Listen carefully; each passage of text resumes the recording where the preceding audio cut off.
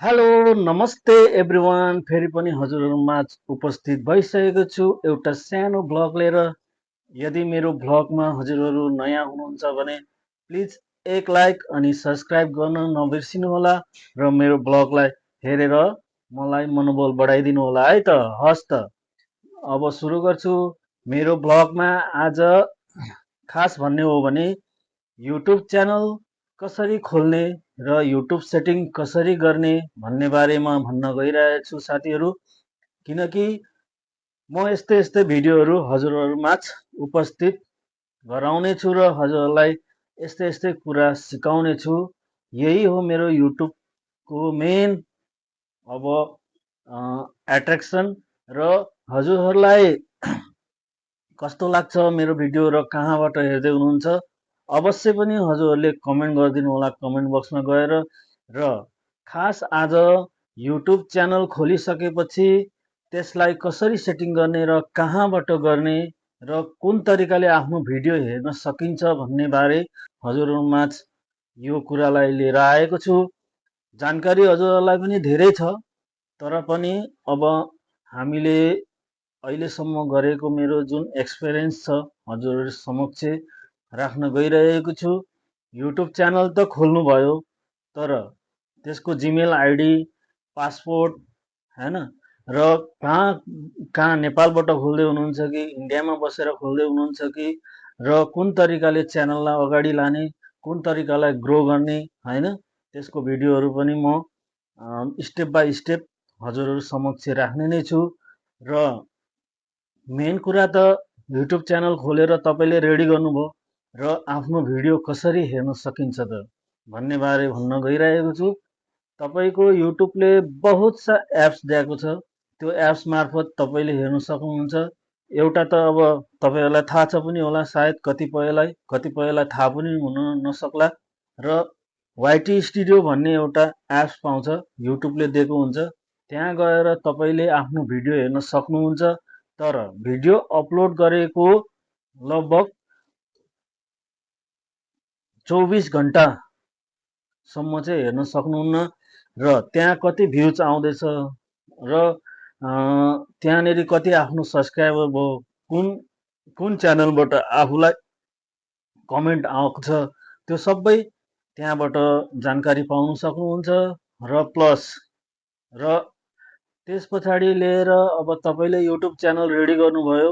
YouTube channel अब कुन तरिकाले चाहिँ एट्र्याक्सन गर्ने, क्लिक कसरी गर्छन् त मान्छेले, त्यो हिसाबले गर्दै जाँदाखेरि तपाईँहरूको भिडियो क्वालिटी प्लस तपाईँहरूलाई चाहिने एउटा थम्बनेल र तपाईँको 5 मिनटको भिडियो छ भने 30% भिडियो चाहिँ मान्छेले, जो तपाईँको दर्शक छ, जो सब्सक्राइबर छ, उहाँहरूले हेरिसक्नु पर्ने हुन्छ।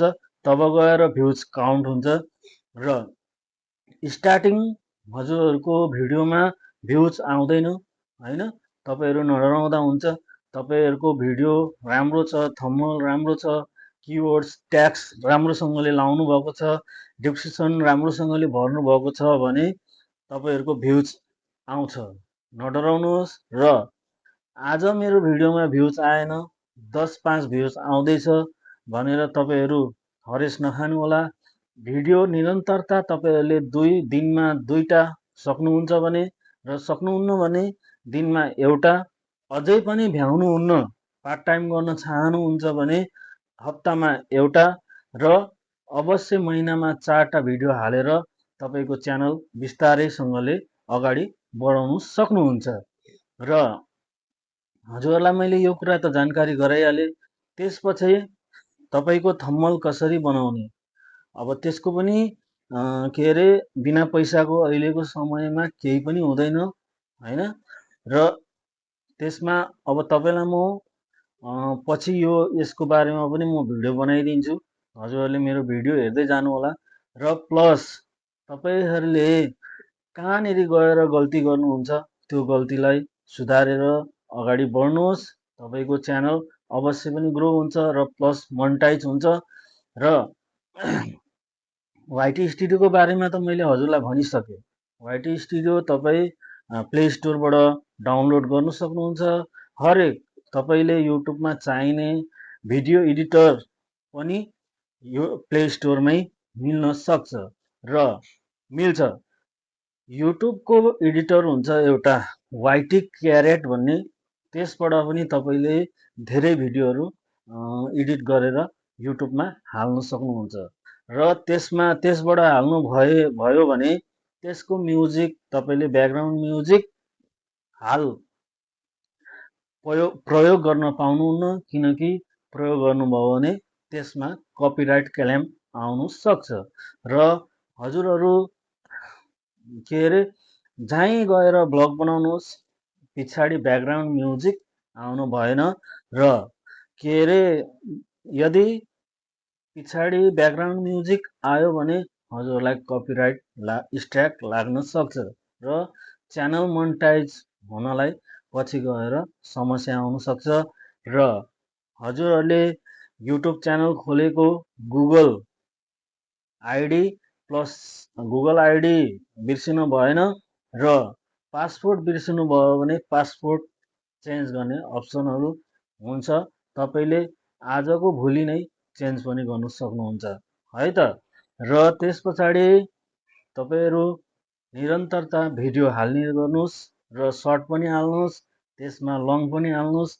तर लङमा तपाईँलाई युट्युबले अलिकति धेरै पैसा दिन्छ, सर्टमा तपाईँलाई कम पैसा दिन्छ।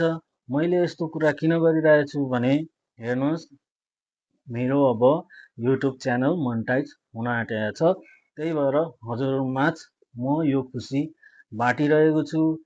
तपाईँहरूले हेरिदिनुहोस्, यति नै हो, हजुरहरूको पैसा लाग्ने छैन, सिर्फ यति हो, डाटामा अलिकति पैसा लाग्छ है। र त्यस पछाडि मैले जानेको कुराहरू हजुरहरू सोध्न सक्नुहुन्छ। म हजुरलाई यस्तै भिडियो बनाउँदै म हजुरहरू माझ राख्नेछु है त भन्दै आजको मेरो यो भिडियो हजुरलाई कस्तो लाग्यो र कहाँबाट हेर्दै हुनुहुन्छ र मेरो भिडियो क्वालिटी राम्रो छ छैन हजुरले सबै भन्न सक्नुहुन्छ।